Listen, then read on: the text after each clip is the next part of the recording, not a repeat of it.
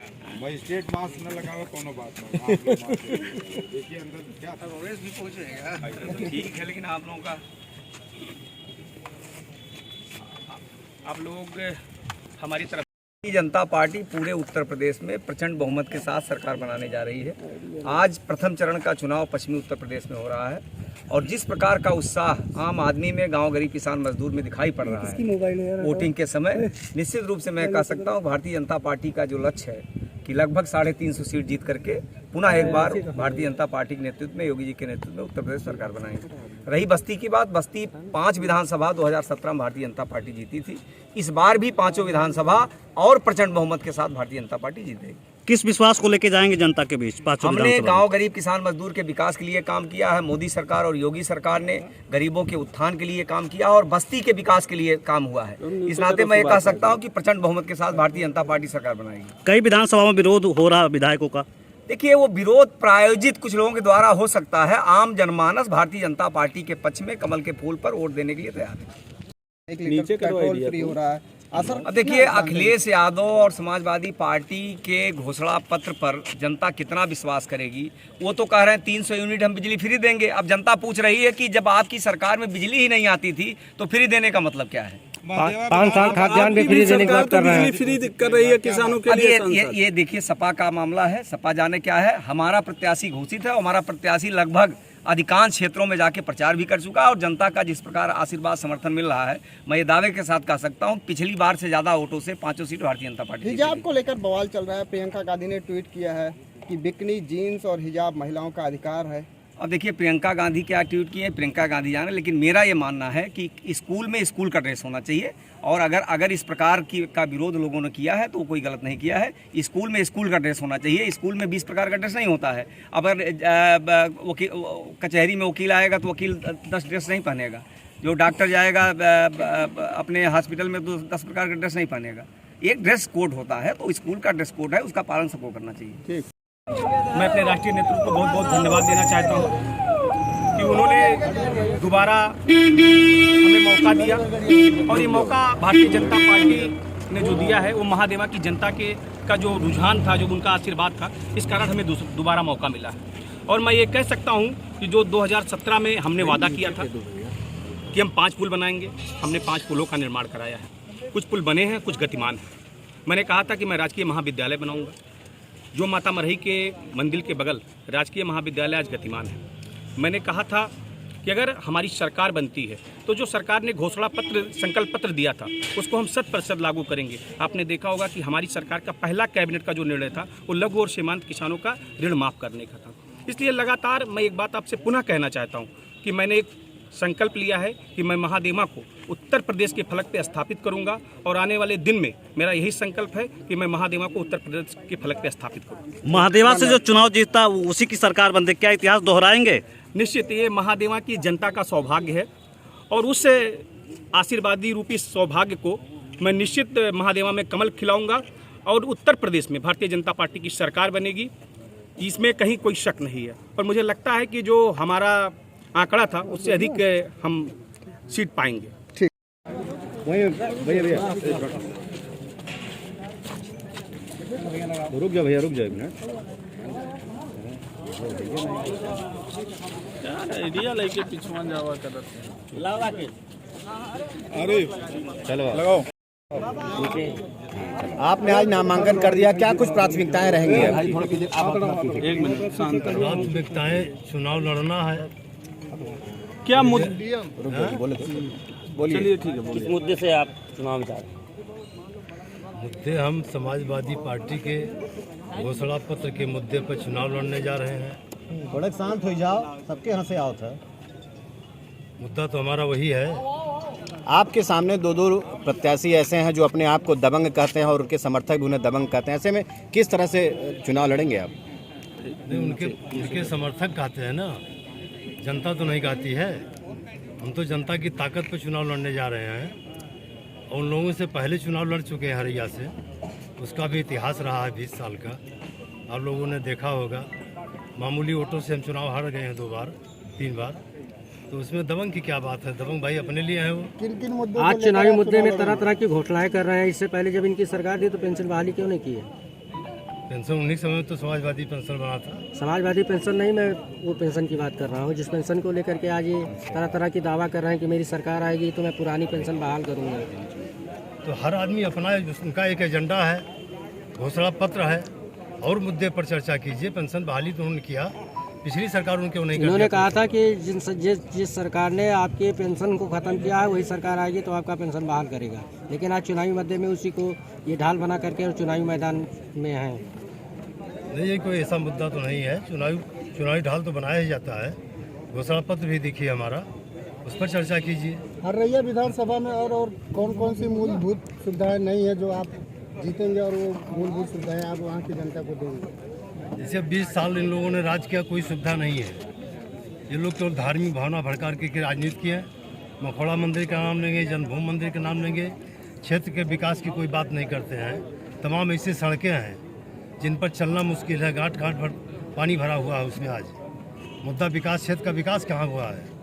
15 साल उन्होंने अपना विकास किया, 5 साल जो क्या विकास नहीं हुआ क्षेत्र में, उसको लेकर आप आज जाएंगे जनता के बीच हरैया में? विकास कुछ नहीं हुआ है। विकास, सड़कों का विकास करना है, पुलिया का विकास करना है। गरीबों के पास आवास नहीं है, उनके खाने की सुविधा नहीं है। और विकास इसका कि उन्हें देखते हैं 5 किलो राशन दे रहे हैं और 5 बीघा उनका गेहूँ चला जा रहा है जी। 100 रुपये का राशन है, 150 रुपये का उनका थैला है। उन्होंने क्या विकास किया? विकास तो हमको मौका दीजिए, हमारी सरकार बनने दीजिए, हमको एक सेवक के रूप में जाने दीजिए। क्षेत्र का विकास करेंगे, जनपद का विकास करेंगे।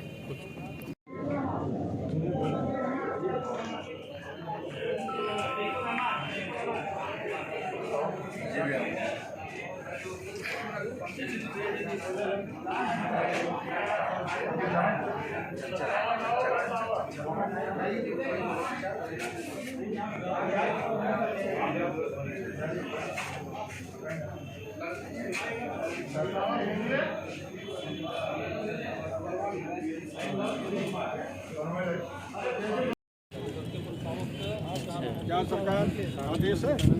जाइए सरकार खड़े हम सामने। चलिए तो बताए कल का छोड़ जरा हट जाइए।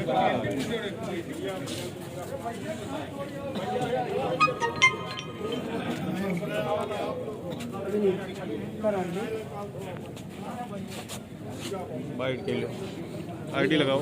ये लगी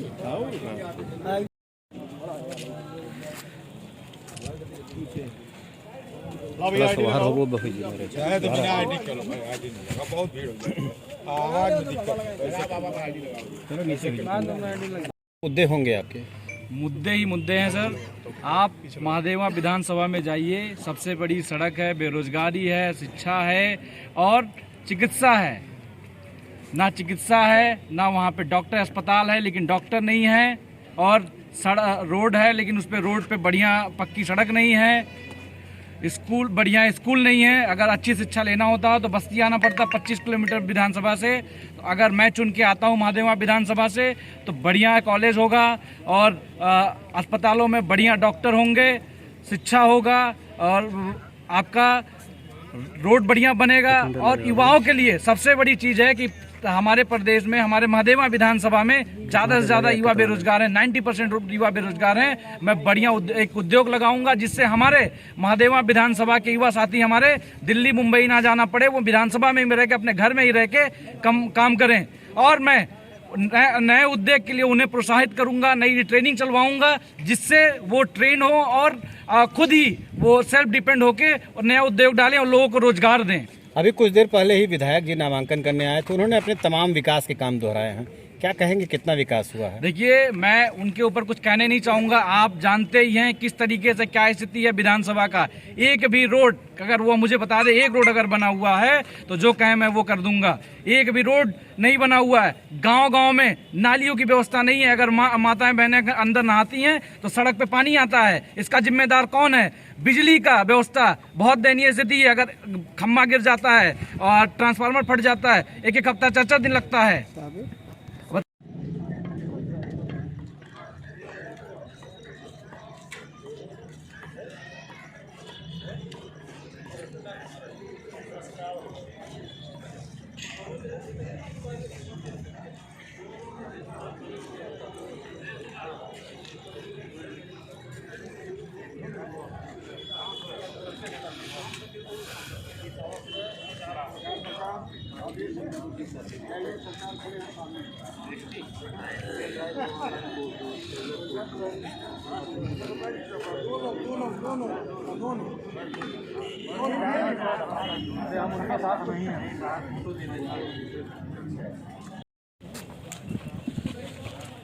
किनारे हो जाओ सभी लोग, पीछे आओ, पीछे आओ। थोड़ा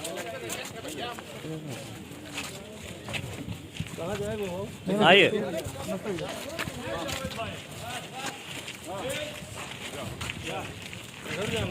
इधर इधर ही। भैया वो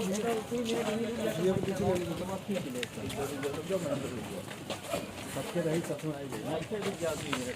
एक सेकंड खाली बस हो जाए।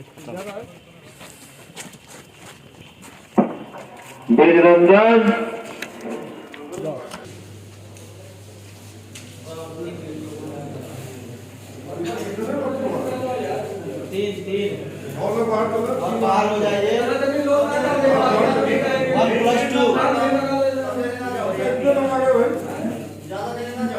अरे बाहर हो जाइए, केवल एक और के साथ दो बस, और लोग बाहर।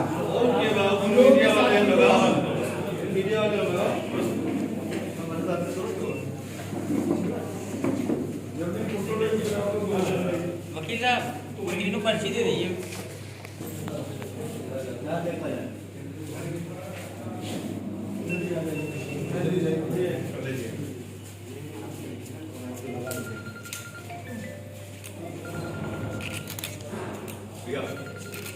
चलो भैया।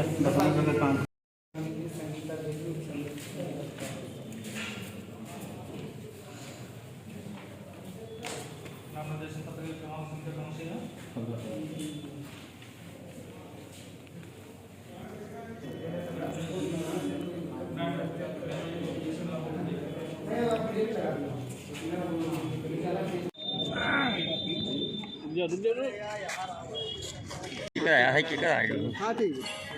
क्या कुछ प्राथमिकताएं होंगी आपने आज नामांकन किया है?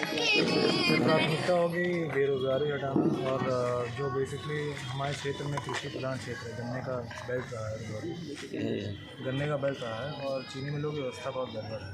तो एग्रीकल्चर के द्वारा ही जो नौजवान है, प्रयास ये रहेगा कि माइग्रेशन, अर्बन माइग्रेशन ना हो, शहर की तरफ जो मूवमेंट है उसको रोकने का चाहिए। और जो मूलभूत समस्याएं जैसे मानिए जल निकासी हो गया, सड़कें हो गई, वो सारी समस्याएं तो उन्हीं को निष्पादित करने का प्रयास है। क्या सर इस गवर्नमेंट में काम नहीं हुआ है? मूलभूत समस्या जो आपने सड़कों की बात किया, तो क्या इस गवर्नमेंट में सरकार सड़कों ने का काम नहीं हुआ? पानी, स्वास्थ्य सब कुछ हमने मुहैया करा दिया। सर प्लीज, नहीं, जो समस्याएं थी वो समस्याएं अभी समस्या भी बरकरार है, इसका मतलब कोई काम गवर्नमेंट में नहीं हुआ। किसानों के मुद्दे पे बात की जाए तो गन्ना किसानों का पेमेंट नहीं हो रहा है, और सरकार का दावा है कि गन्ना किसानों का पेमेंट हो रहा है। भैया समस्या हमारे घर के सामने ही चीनी मिल है, गन्ना किसान की पेमेंट की समस्या, दिक्कतें अभी भी हैं। जो उसमें एक जो इम्प्रूवमेंट आया है वो ये आया है कि पहले चीनी मिल शुगर बनाती थी, अब एथनॉल बनाती है, तो पेमेंट बकाया है, इस सीज़न का भी पेमेंट बकाया है। पर आक्रोश है किसानों में, चर्चा होती रहती है, जो मिल प्रबंधन है उनसे बात होती है, और हमेशा आश्वासन दिया जाता है कि जल्द से जल्द भुगतान कराया जाएगा। प्रयास ये है कि जो ये महीना है, ये महीना ख़त्म होने के पहले ही जो ये सत्र है इसका पेमेंट चालू हो जाए, अधिकतर से अधिकतर पेमेंट करा के किसानों का जो बकाया है उसको वापस करें। एक तरफ आपके सामने जहाँ एक तरफ वर्तमान विधायक हैं और एक बसपा ने ब्राह्मण प्रत्याशी उतारा है, तो किस तरीके से चुनौतियाँ हैं और उसका सामना कैसे करेंगे? भैया हम लोगों ने ना आज तक जात के नाम पे ना धर्म के नाम पे राजनीति की है। तो जो राजनीति होती है वो क्षेत्रीय होगी, वो लोगों से व्यक्तिगत जुड़ाव, व्यक्तिगत जो राजनीति एक समय होती थी उसी तरीके से चुनाव लड़ा जाएगा, ना जात देखी जाएगी ना धर्म देखी जाएगी। आपने ऐसी पार्टी का चुनाव किया आपका जो जिसका अभी पूर्वांचल में खासकर खासा वो जनाधार नहीं है। भैया पार्टी ऐसी होनी चाहिए जो जिस पे किसी प्रकार का धर्म का या जात का कलंक ना हो, और एक नई नौजवान पार्टी है, विकास कर रही है। दिल्ली में आप देख रहे हैं जिस प्रकार से काम हो रहा है, इतने चुनाव में इतने बड़े बड़े मार्जिनों से विक्ट्री प्राप्त हुई है, तो लोग पसंद कर रहे हैं, उसी मॉडल के तहत काम करने का प्रयास है। तो क्या लगता है कि आप यूपी में इस बार बेहतर प्रदर्शन करेंगे? हम भी आईडी लगा लें। अरे भैया पकड़े वाला तो बड़ी आदत खराब है। चलिए सर नामांकन दाखिल करके निकले हैं जी, क्या चुनौतियां होंगी विधायक चुनाव में? चुनौती वर्तमान में भारतीय जनता पार्टी की जो कुरीतियाँ हैं, नीतियाँ हैं, किसान विरोधी, नौजवान विरोधी, छात्र विरोधी जो इन्होंने काम किया है और पुनः सरकार बनने पे समाजवादी पार्टी के किसानों के हित में, नौजवानों के हित में, बेरोजगारों के हित में फैसले लिए जाएंगे। जिस तरीके से हमारे मुखिया माननीय अखिलेश यादव जी ने ये फैसला किया है, संकल्प पत्र में लिखा भी है कि सरकार बनने पे महिलाओं को 1500 रुपये महीना मासिक पेंशन दी जाएगी, किसानों को 300 यूनिट बिजली फ्री दी जानी है, साथ साथ में शिक्षा मित्रों का समायोजन जो हमारे साथ साथ में उसके पहले भी लाखों की संख्या में माध्यमिक शिक्षा जो पढ़ाने का काम करते थे, अध्यापक जो मानदेय पहले शुरुआत किया था माननीय अखिलेश यादव ने, भारतीय जनता पार्टी ने उसको भी बंद करने का काम किया है। सीधी लड़ाई किससे मान रहे हैं? लड़ाई सीधे भारतीय जनता पार्टी से, और मुझे लगता है कि लड़ाई कुछ है नहीं। जनमानस में भारतीय जनता पार्टी कितना आक्रोश है, गुस्सा है कि लोगों ने मन बनाया है कि समाजवादी पार्टी की सरकार बनानी है, अखिलेश यादव को निभाना है। एक तरफ बीजेपी से सत्ता पक्ष के विधायक हैं, दूसरी तरफ बसपा ने ब्राह्मण को उतारा है। किस जगह पर बताएंगे आप? रुधौली विधानसभा में।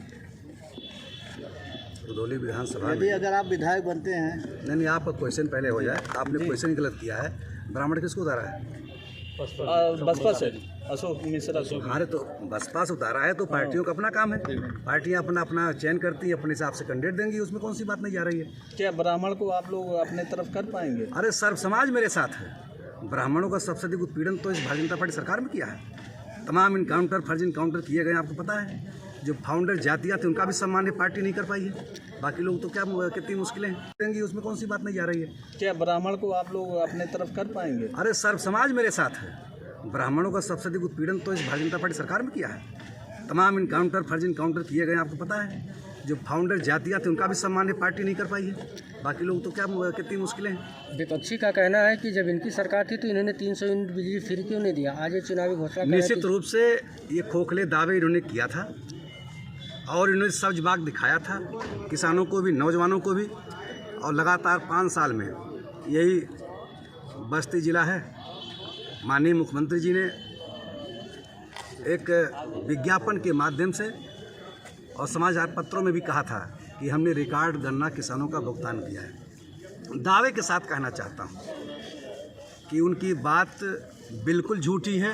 वाल्टरगंज की मिल जनपद बस्ती में साक्षात गवाह है, 4 बरस लगातार हुआ है, 46 करोड़ किसानों का बकाया है, इस सरकार ने सुध नहीं लिया है। याद नहीं इनको आया है। आठदमा की चीनी मिल है, पिछले साल का बकाया है, इस साल का ही बकाया सैकड़ों करोड़ बकाया किसानों का है। ये माननीय मुख्यमंत्री झूठ बोल रहे थे कि हमने रिकॉर्ड भुगतान किया है। किसान दुखी है। आज़ादी के इतिहास में पहली सरकार है कि लगातार 4 बरस तक किसानों के बारे में इनको याद नहीं आई। जानते जिस तरह से दीपक बुझना होता है तो उसमें लौ भभकती है। सरकार जाने को है तो तरह तरह के खुखले वादे पुनः कर रहे हैं। बेरोजगारी के मुद्दे पर क्या कहेंगे सर? बेरोजगारी के मुद्दे पर आप जानते हैं इस सरकार में कोई भी परीक्षा सफल नहीं हुई। फार्म लोगों से भरवाया, दौड़ाए, यहाँ सब अलग बच्चे दौड़ते रहे, नौजवान दौड़ते रहे, सारी परीक्षाएं लीक हुई और किसी को रोजगार नहीं मिला। भारतीय जनता पार्टी के जाने के बाद जिस दिन समाजवादी पार्टी की सरकार बनेगी 10 लाख नौजवानों को रोजगार पहली कैबिनेट की बैठक में दिए जाने की व्यवस्था हमारे मुखिया ने किया है। और इसके साथ साथ 22 लाख IT सेक्टर में भी नौकरी देने की व्यवस्था हमारे मुखिया के योजना में शामिल है। धन्यवाद सर। पार्टी ने आपकी पत्नी को प्रत्याशी बनाया, क्या लगता है कि किस तरह की लड़ाई होगी? लड़ाई विचारधारा की है। भारतीय जनता पार्टी का नारा है सबका साथ, सबका विकास, सबका विश्वास, सबका प्रयास। और सरकार में बीजेपी फिर आएगी, रुधौली हम जीतेंगे, कमल का फूल खिलेगा। सरकार लगातार महिला सशक्तिकरण की बात कर रही थी, तो कहीं महिला सशक्तिकरण के उद्देश्य से नहीं इस बार टिकट दिया गया है? मैं भी भाग्यशाली हूँ कि मेरी पत्नी को महिला सशक्तिकरण के काम के लिए जिम्मेदारी मिली है और मैं मानता हूँ कि इससे महिला सशक्तिकरण को बल मिलेगा और पार्टी का जो एजेंडा है काम करेगा। और मंडल की पहली ऐसी सीट है जिसमें महिलाओं को अवसर मिला, महिला अपनी काबिलियत दिखाएंगी। कौन कौन से ऐसे कार्य हैं जो बचे हुए हैं जिसको इस बार 5 साल में आप पूरा करेंगे? मुझे लगता है कि हम काफ़ी हद तक 10 सालों में काम कर पाए हैं, लेकिन और जो काम है उन्हें हम करके देंगे। बिजली है, कुछ सड़कें हैं और हमें अभी कुछ नगर पंचायतें बनानी है। इसके अलावा हम लोगों को बिजली के क्षेत्र में कुछ सब स्टेशन डेवलप करने हैं जिससे हम बेहतर बिजली की सुविधा दे पाएँ। और भी बहुत विकास के एजेंडे हैं, लगातार हम लोग काम कर रहे हैं। स्टेडियम बनाने हैं, स्टेडियम भी बनाएंगे। दोनों तहसीलों में स्टेडियम बनाने का लक्ष्य रखा है, स्टेडियम की प्रक्रिया जारी है। तो ऐसे बहुत सारे काम जो छूट गए हैं, क्योंकि कोरोना के कारण 2 साल में सरकार की गति काम की थोड़ी धीमी थी, लेकिन हमें पूरा भरोसा है कि इस बार जो अवसर मिलेगा उससे हम रुधौली को एक बेहतर विधानसभा बनाने में सफल होंगे। रुधौली को रोजगार के लिए जैसे और पार्टियों के लोगों ने ये दावा किया है कि मैं 5000 नौकरियां देने जा रहा हूं, और जहां पे रुधौली विधानसभा के जो नौजवान हैं उनके लिए आपके क्या विचार हैं और रोजगार को लेकर के आपके क्या राय है? क्या आप देखिए, वादों का तो मैं नहीं कह सकता, लेकिन सरकार ने, बीजेपी ने जो संकल्प पत्र डाला है उस संकल्प पत्र से ही भविष्य दिख रहा है, एक बात। और दूसरी बात, हम लोगों ने 2 नगर पंचायत बनाई तो कम से कम 200-250 युवाओं को उसमें कार्य मिला। फिर नगर पंचायतें बनाएंगे, उसमें भी युवाओं को काम मिलेगा। और निश्चित बहुत सारी ऐसी संस्थाएं आ रही हैं जिससे हम लोगों को अवसर देके रोजगार से जोड़ेंगे। काम अधूरे हैं उनको पूरा करेंगे और आदर्श विधानसभा बनाने का प्रयास करेंगे। चलिए हो गया। स्थिति रहेगी इस बार? बस्ती जनपद में 5 विधानसभा सीट भारतीय जनता पार्टी के खाते में जाएगी, ये एकदम सत्य है। आप उसी निर्वाचन क्षेत्र के निवासी हैं, आप किस तरह से सहयोग करेंगे? संगीता जायसवाल सबसे ज्यादा वोटों से जीतेंगी। ये महिला है और हमारी विधानसभा जो है पुकार कर रही है संगीता जायसवाल को। इन्होंने जो है 5 साल पूरा काम किया है। देखिए, संजय जायसवाल जी जो है एक समाज में रहते हैं, सड़क पर रहते हैं, और संजय जायसवाल जी एकदम जान लीजिए एक जनता के चहेते हैं, रुधौली विधानसभा क्षेत्र के जनता के चहेते हैं। और जातिवाद का कोई बंधन नहीं है, हर जातियों में संजय जायसवाल का वोट है। और मैं संजय चौधरी जिला पंचायत अध्यक्ष मैं बोल रहा हूं कि संजय जायसवाल जी को जिता, इनकी पत्नी को जिता करके लाऊंगा, ये पक्का बता रहे हैं आपको, जिता करके लाऊंगा। विधायक जी ने कौन से काम कराए वहाँ पे?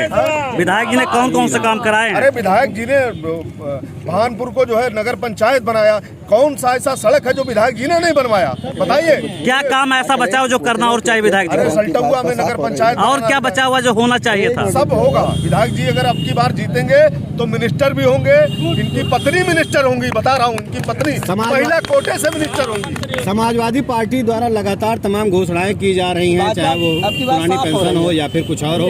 अरे समाजवादी पार्टी पहले राष्ट्र विरोधी मुसलमानों से फुर्सत पावे, उसके बाद कुछ करे। समाजवादी पार्टी पूरे उत्तर प्रदेश में राष्ट्र विरोधी मुसलमानों को मनाने में, उनको टिकट देने में लगी हुई है। ये भारतीय जनता पार्टी है, यहाँ पंचायती राज व्यवस्था लागू है। ये भारतीय जनता पार्टी उत्तर प्रदेश में 2022 में सरकार बनाने जा रहे हैं, इसमें कोई दो राय नहीं। बस्ती जिले में कितनी सीटें जीत रहे हैं? बस्ती में कितनी सीटें जीत रहे हैं? जिले ने पूरे पूर्वांचल में 80% सीट भारतीय जनता पार्टी के खाते में जा रही है, क्योंकि योगी आदित्यनाथ जी महाराज इसी पूर्वांचल से आते हैं। ठीक।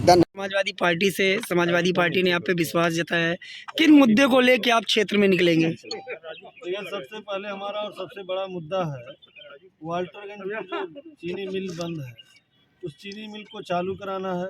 जैसे ही सरकार बनेगी, आदरणीय मुख्यमंत्री जी से पैर पकड़ करके उस चीनी मिल को चालू कराएंगे, जिससे गन्ना किसानों को लाभ हो। और उस चीनी मिल के जो कर्मचारी हैं उनका जो वेतन बकाया है, वेतन उनका उन लोगों को दिलाएंगे, और बकाया गन्ना भुगतान जो है उसको कराएंगे। बाकी पूरे क्षेत्र का विकास कराएंगे।